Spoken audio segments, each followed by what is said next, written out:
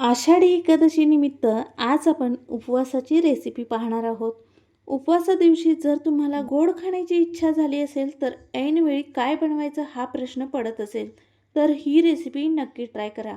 काहीतरी बदल म्हणून घरच्या घरी 2 ते 3 साध्या पदार्थापासून आज आपण उपवासाची तोंडात टाकताच विरघळणारी शेंगदाणा बर्फी बनवणार आहोत. तुम्ही जर ही बर्फी एकदा खाल्ली तर पुन्हा पुन्हा तुम्हाला खावीशी वाटेल. चला तर घरच्या घरी अगदी साध्या आणि सोप्या पद्धतीने ही शेंगदाणा बर्फी तयार करूया. त्याआधी तुम्ही चॅनलवर नवीन असाल तर ऋतुजाच रेसिपी मराठी या चॅनलला सबस्क्राईब करायला विसरू नका आणि रेसिपी स्किप न करता शेवटपर्यंत नक्की पहा. अगदी तोंडात टाकताच विरघळणारी मऊसूत अशी उपवासासाठी शेंगदाणा बर्फी पाहणार आहोत.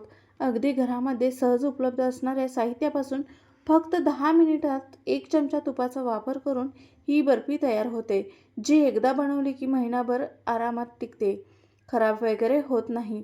लवकरच आषाढी एकादशी येत आहे, तर ही उपवासाची बर्फी नक्की ट्राय करू शकता. रेसिपी एकदम साधी आणि सोपी आहे, तितकीच चवीलाही अप्रतिम आहे. चला तर मग वेळ न घालवता रेसिपीला सुरुवात करूया. सर्वात अगोदर गॅसवर कढई गरम करण्यासाठी ठेवूया आणि त्यामध्ये 2 वाट्या शेंगदाणे घेतले आहे. सर्व साहित्य मोजण्यासाठी मेजरमेंट कपाने किंवा कोणत्याही वाटीच्या प्रमाणे हे साहित्य मोजून घेऊ शकता. साहित्य मोजून घेतल्यामुळे बर्फी एकदम परफेक्ट तयार होते. आता आपण इथे 2 कप शेंगदाणे घेतले आहेत. ते आपण गॅसच्या मीडियम फ्लेमवर भाजून घ्यायचे आहे. शेंगदाण्याच्या वरची साल निघेपर्यंत 4 ते 5 मिनिटे शेंगदाणा भाजून घ्यायचे आहेत.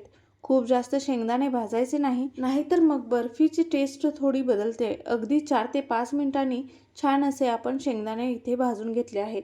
आता एका प्लेटमध्ये काढून घेऊया आणि हे थंड करण्यासाठी ठेवून द्यायचे आहे. आता ज्या कपाने आपण शेंगदाणे घेतले होते त्याच कपाने आपण अर्धी वाटी काजू आणि बदाम घेतले आहेत. तुम्ही इथे तुमच्या आवडीनुसार ड्रायफ्रूट्स वापरू शकता. त्याचे प्रमाण कमी जास्त करू शकता.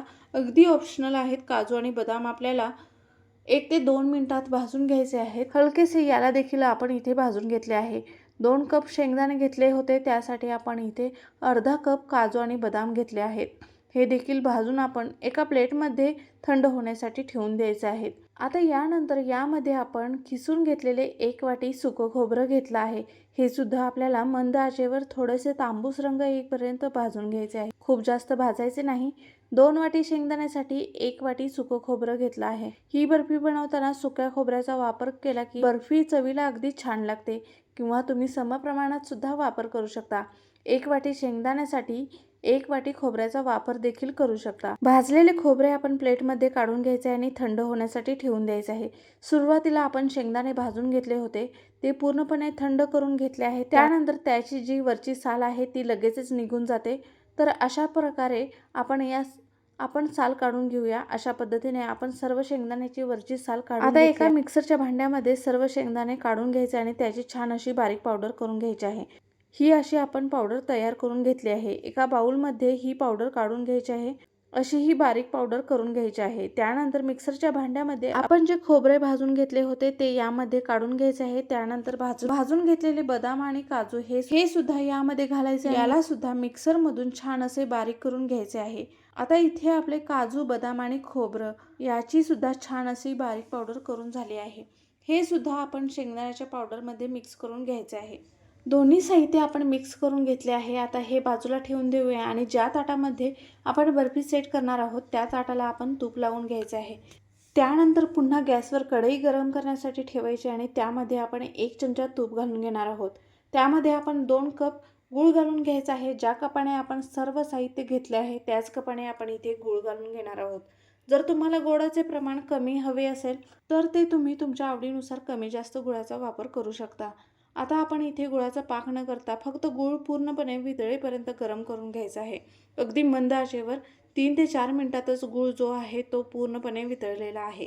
आता त्यानंतर या गुळामध्ये आपण तयार केलेली पावडर घालून घेऊया आणि लगेचच मिक्स करून घ्यायचे आहे. एकजीव करून घ्यायचे. थोडेसे कोरडे होईपर्यंत परतून घ्यायचे आहे. फारसा वेळ लागत नाही. लगेचच हे सर्व मिश्रण आपल्याला ताटामध्ये ओतून द्यायचे आहे आणि एखाद्या स्पॅच्युलाच्या मदतीने किंवा वाटीच्या मदतीने मिश्रण गरम असतानाच सेट करून घ्यायचे आहे. एकसारखे पसरून घ्यायचे. आता अशा पद्धतीने एखादी वाटी घेऊन व्यवस्थित असे पसरून घ्यायचे आहे. आता ही बर्फी आपल्याला 10 ते 15 मिनिटे ठेवून द्यायची आहे. आता ही बर्फी आपल्याला 10 ते 15 मिनिटे सेट होण्यासाठी ठेवून द्यायची आहे आणि कट करून घ्यायची आहे. 10 ते 15 मिनिटांनी छान अशी आपली बर्फी कट करून घेतलेली आहे. सेट झाल्यानंतर आपण ही कट करून घेतली आहे. सुरीच्या मदतीने तुम्ही तुमच्या आवडीनुसार बर्फी कट करून घेऊ शकता. इथे मी चौकोनी आकारामध्ये बर्फी कट करून घेतली आहे. बर्फी अगदी मस्त अशी तयार झाली आहे. अगदी 10 ते 15 मिनिटात तुम्ही ही बर्फी तयार करू शकता. घरामध्ये उपलब्ध असणाऱ्या साहित्यापासून आपली ही कमी वेळेत बर्फी तयार होते. येत्या आषाढी एकादशीला ही रेसिपी नक्की ट्राय करून पहा. ही बर्फी खायला जितकी अप्रतिम लागते तितकीच शरीरासाठी पौष्टिकही आहे. तर अशाच हटके आणि सोप्या स्वादिष्ट रेसिपींसाठी आपल्या चॅनलला सबस्क्राईब करून बेल आयकॉन दाबायला विसरू नका. भेटूया एका नवीन व्हिडिओसोबत.